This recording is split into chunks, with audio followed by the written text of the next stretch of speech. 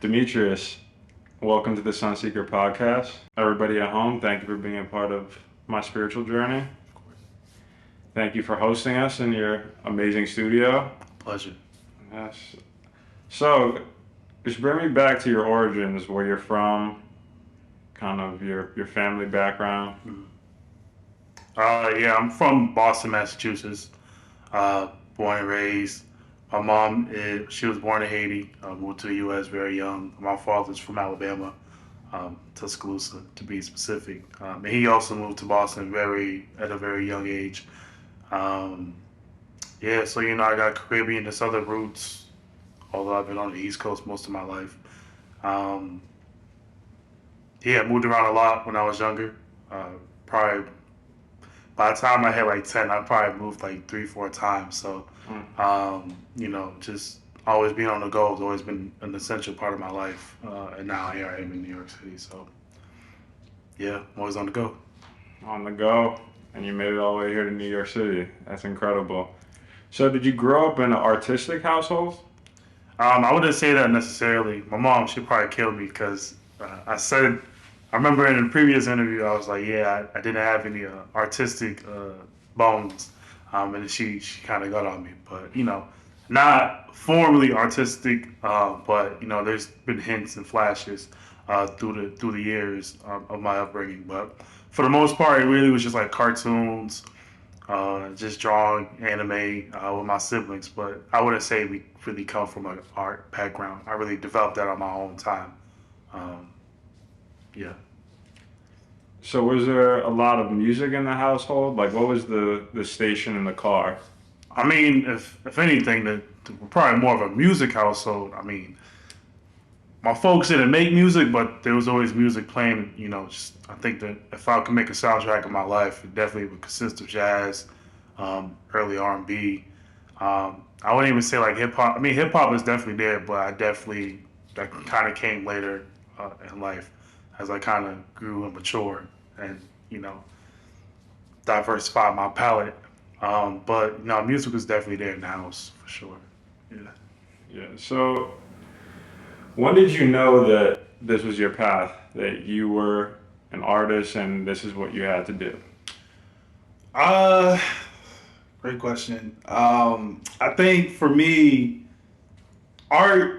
I'm definitely a late bloomer. It definitely took some years for me to get to consider art being the path that I would take. Um, Definitely sophomore year of college when I had to really make a decision of what was for make a decision for what was going to be my major. And I had an idea that it was going to be art, but I wasn't sure because money's always a thing, especially being just in the urban cities and wanted to come to New York. I knew I kind of would have to have a career where financial stability was a part of it. But 2015, sophomore year of college, undergrad, I was watching documentaries over the summer going into my junior year, um, or going into my sophomore year, or one of those. And I stumbled across a John Michel Basquiat documentary, and just seeing that documentary, seeing his upbringing, and how he kind of made things a little bit more challenging for himself, but he still was able to come up on top. And just kind of just resonating with that story, just daring myself to be like how it would be foolish for me not to kind of pursue this, and I really do enjoy it. So that's really key for me. So a couple years ago, really, but now here I am. So, here you are at Hunter. It's your last year of your MFA program. Mhm. Can you bring me back a little bit to what the art scene was like in Massachusetts before you made your way to New York? Yeah, I mean, cause I went to school in Worcester, Mass, which is like 45 an hour away from Boston. And my professor was like, your community is where you go to school, and I went to school in Worcester, but I ended up living in Boston still. So my community, I kind of had to bring it from the root up. So from like 2018 to 2020, I was just trying to be as involved in the art scene, but the scene out there in Boston, from my experience, it just seems so small. I obviously didn't have enough time to explore it, but from the time that I was in it, it just was so small. I don't know. The opportunities are kind of hard to really kind of get a hold of. It's really a kind of like who you know. It makes things a little easier, but I managed to kind of crack it, but And then the pandemic hit. it kind of really changed a lot of things. Some for the better, some for the worse, depending on who you're speaking to. But Yeah, the pandemic for me was definitely a dark time, and just how was that for you? Just being very isolated. How did that weigh on your work, your mental health, your relationships? Like, what did that look like for you as an artist, fresh in New York City, figuring out your way? yeah, I mean, the pandemic hit, and I was still in Boston before I got at the beginning, and it was just it was a crazy time. Like people passing. Luckily, a lot of my folks were still around when the pandemic hit, so I was fortunate in that regard. So that kind of took a lot of the stress away in terms of just like worrying about family members and just like loved ones and their health. So then with that stress kind of removed, I was able to really focus on, you know, devoting myself to art a lot more. I mean, I still was working full time, but a lot of the work was remote. So, and I had a studio within the house, so I was able to kind of really produce a lot of work during the pandemic. So for me, my creative production was kind of through the roof during the pandemic, which was a blessing in disguise. I really just needed moments and pockets of time to really just focus on myself, focus on my craft. So for me, I was fortunate. And so that was the beginning of the pandemic. And then probably towards like the middle, towards the end, me and my fiance, we made the move to New York. And by that time, I already got accepted into Hunter, and really was just preparing for it and just trying to keep the momentum going. But mentally, it was definitely a whirlwind. Just so much going on. I mean, it just seems like the world was just like falling apart while we're still just forced to really just do the best of what we can and what we got. So mentally, I was all over the place, but art always kind of just held it together. It was like the glue for me, so just kind of kept me staying stable. Yeah, I mean that's incredible. I mean, you're talking when I walked in here, you were working on like 4 or 5 paintings. I can't even imagine how productive you were at that point in time.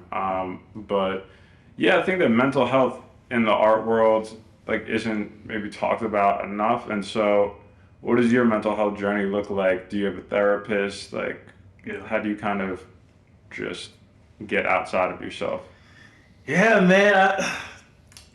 Just I, you hear these stories about what it is or what it means to be an artist, and you hear like the starving artists or like the artists. It's just like they're always struggling, and it just seems like their life is just all over the place. And in the beginning, it kind of was like that. I mean, I didn't realize like how much you had to sacrifice in order to kind of get to where you want to be or where you think you want to be. So just kind of anticipating a lot of moves that I thought I had to make, kind of just really took a toll on me. So, and I was I was living the life of an artist for like, 5, 6 years before I even got a therapist. And then I got a therapist, and that kind of really just shifted my whole perspective, of just like self-care, just really just taking care of myself, even just like recognizing that sleep is one of those things that you can do for the better of yourself, because you don't realize how sleep deprived you are, especially as an artist. And I work late in the night, so that was key for me. But therapy, I would recommend everybody, but especially all artists, really just try it. It's just nice to just have a professional to talk to and just really kind of guide you and just kind of, I don't know, just talk you through what you're thinking, your emotions, and see like what are the next best steps that you can take, because there's only really nobody's gonna live your life. You gotta take control of it. So why not just try to have as many mentors and resources in your hands to try to make the better of it. So yeah. So I want to go back to you were touching upon Jean-Michel Basquiat, I believe Haitian and Puerto Rican background from Brooklyn, Flatbush area, just a very eclectic background. What are some of the other artistic influences that you've had so far? Specifically from a fine arts and like a visual art point of view.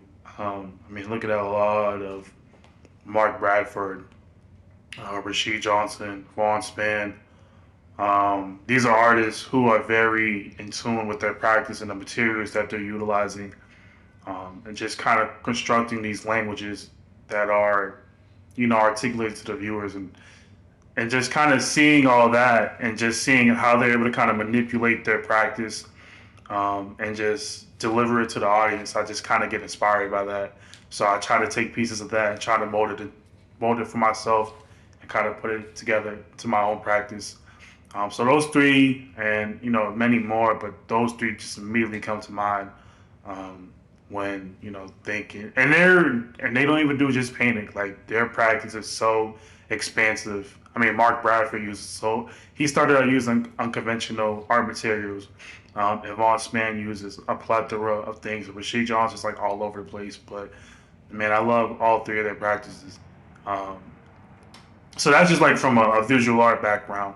And then obviously, like, I'm listening to music nonstop when I'm in the studio. Like, I spoke upon it earlier in the interview, just like, listening to jazz, but obviously listening to hip hop, R&B, alternative music, just really kind of gaining inspiration and just sounds, and just kind of gathering a soundtrack that I can kind of just disperse in the studio, just really kind of create these multitude of universes that I can articulate in these. I'm ranting right now, but just to really just articulate it within these paintings. So, I mean, my resources and and the things that I'm looking into are just like at an abundant rate. So it's fun, but it can also be very mentally draining, which is why mental health is definitely trying to get back to mental health is why it's just so key. So, yeah. Yeah, it sounds like you have definitely an eclectic palette when it comes to music and basically, I guess, inspiration. So where do you pull inspiration from? Yeah, I mean, we live in the digital age, right? So it's just like things are literally at the palms of our hands, which can be good and bad. I think, growing up at the point, we kind of like were born at the kind of like at the intersection of like where before technology really boomed to what it is now. So like we really got to experience things at a more simplistic and not really simplistic point of view. I mean, simplistic manner, but also I don't know. It was just it seemed so much simpler back then. But we was kids, so perspective shifts as you get older. But I mean, just having very like the internet, the palms of my hands. Social media is very helpful. Just kind of see what everybody else is doing, but trying my best not to really compare myself so much, because that can be so draining. So just being very cautious of that. But social media, just also being in New York City, that's like coming to New York. I mean, like, the reason why I wanted to come to New York is just because it's so immense with culture, and just so much that I could kind of take in and just absorb and just kind of throw into like my practice. I mean, just like the environments that I explore. I mean, I'm already of many different cultures, so just kind of allowing that to really take form and take shape. So it's a lot, man. It's really too much to name. That is a lot. And so what are the kind of concepts and messages that you are relaying in your work?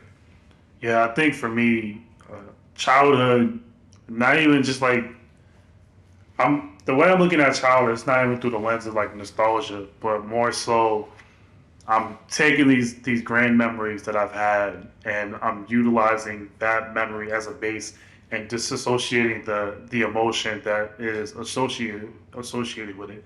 I'm just using that memory as a base to kind of use it as a trampoline, or as like a point of reference, so I can, I don't know, expand it and create these many entry points for viewers to kind of just jump into it however they see fit.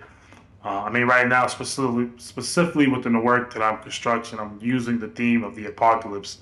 I mean, it's really fitting as of what's going on right now in the world. There's just so much going on it just literally seems like it's crumbling at our eyes. But I remember just hearing these stories when I was younger from my aunt, and she was talking to us about, the apocalypse, and just like I grew up Christian.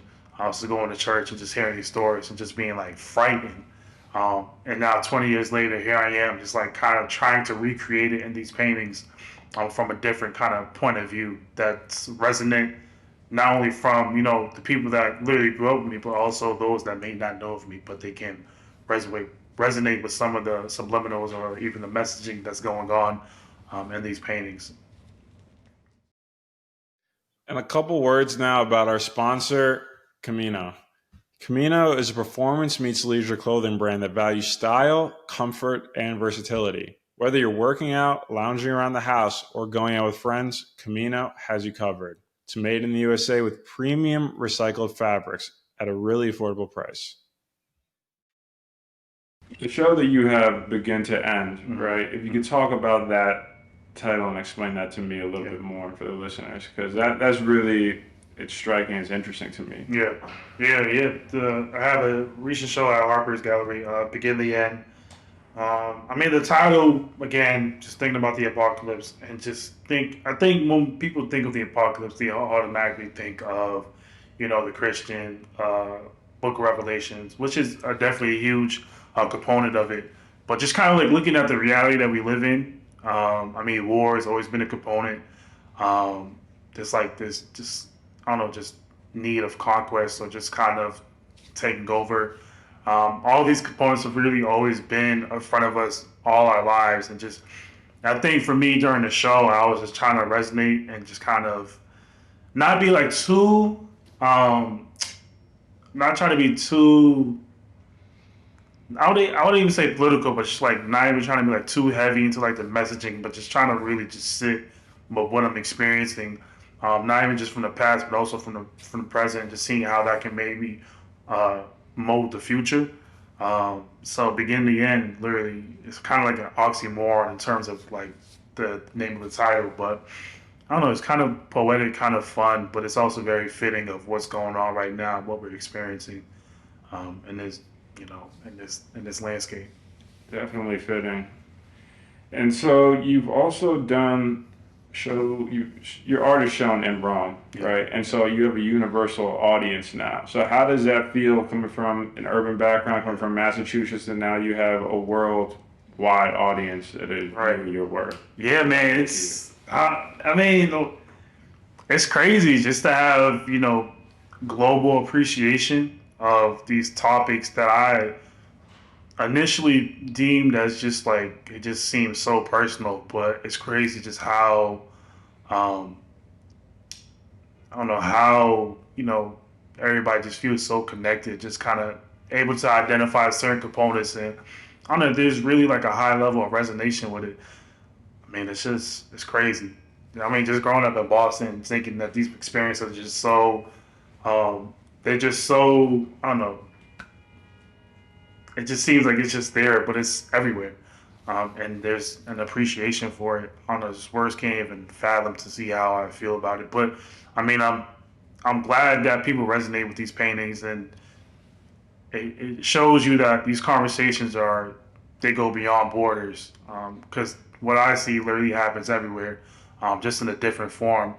And I think form and that's key, and that's huge for me. So I'm glad I'm able to manipulate it in a way that's malleable for whoever seems fit to want to interact with it, really.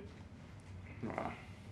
So I'm going to give you your flowers now. I think Archie gave you your flowers. You were one of the 29 emerging Black artists. So how did that feel as a Black man and as an artist? And Yeah.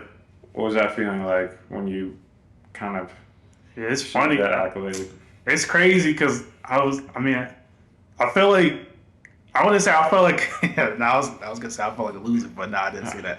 I think growing up, because I didn't win a lot of awards or like a lot of recognition, that just became something that it wasn't really as important for me as I grew older, because I realized those were things that I weren't getting.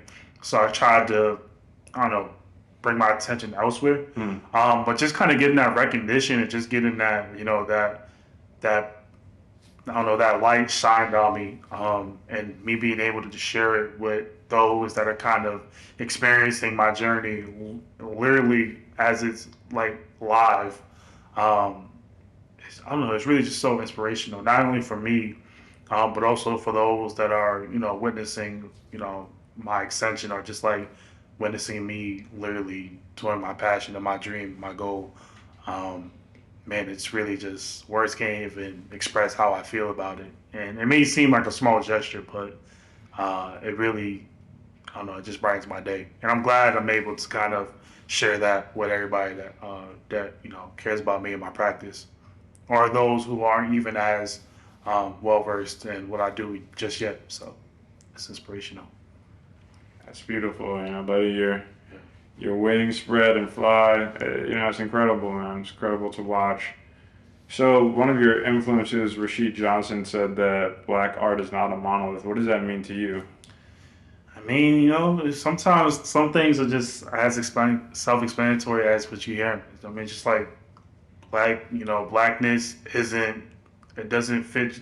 It's not just one shoe fits all. Like it's so, I mean, like one is where it's so, I mean, it's just so impactful, and influential. And it shows you like, blackness can just be, it can influence so many things, and it's so different from one person to the next. And there's just so many stories and so many paths that can be touched with just, different, switches of the story that's being told. So yeah, I mean, blackness isn't a monolith. It's really so expansive, and I'm glad that people are starting to really not even just like realize it, but there's definitely the appreciation that's finally being atoned and recognized for it. So it's yeah, because initially I wasn't hesitant, but I was like, man, I don't know how genuine it is, but I mean, it's been a couple years now, and it's still as strong as it's been. So it's great. I mean, long overdue, but yeah. So you stated that artists are facilitators of culture. Mm-hmm. So what does that responsibility entail as a facilitator of culture? Yeah, man. As cultural bearers, we're the. I'm not gonna be super arrogant and say like we hold the society up, like we hold the world up, but we do have a strong sense of responsibility to really guide those and just guide society and guide these voices with our stories and with the way that we manipulate our our touch with the world. There's a huge responsibility in that, and I think sometimes we can be a little careless, but I think being human and being those of that, I think just being a human, I think that's enough to kind of, I don't know, show, to kind of really, I think it's enough to kind of, persuade the credit in some shape or form. I mean, just like in the term culture of bearers, like, we're the ones that really kind of sway in a lot of things that happen in the moment, a lot of conversations that happen. I mean, people within the arts, sometimes they don't want their work to be political, but I think it's really beyond that. I think you have an obligation to a degree to really stand up for what is right, or what should be said, even though it's hushed behind closed doors. So I don't know, man. I think the responsibility should be taken seriously a little bit more. So,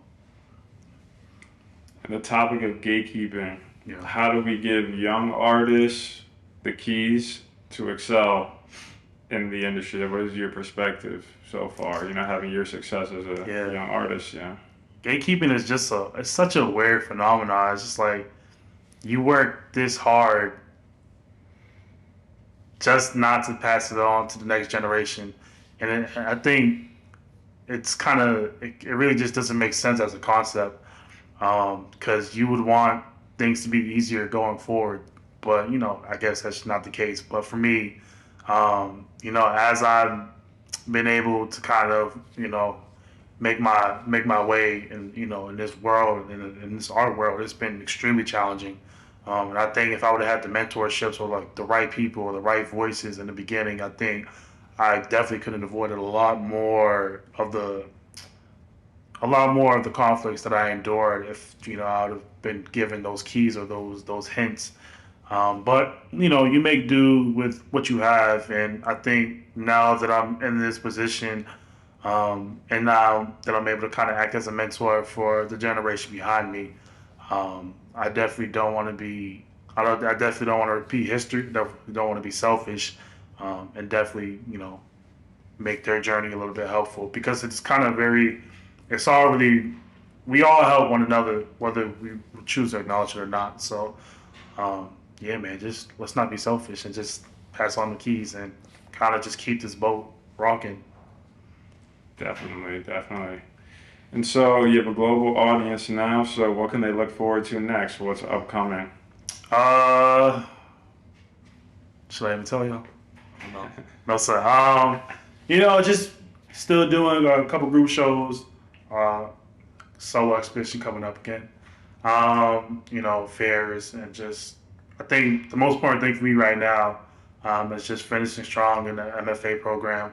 I have a couple more months left, so thesis is like on my mind right now. Just kind of finishing these paintings and just really just making sure my transition outside, once I leave the program into the real world, is just as flush as can be. So just finishing strong, and just really the most important thing also is just make sure I'm having fun.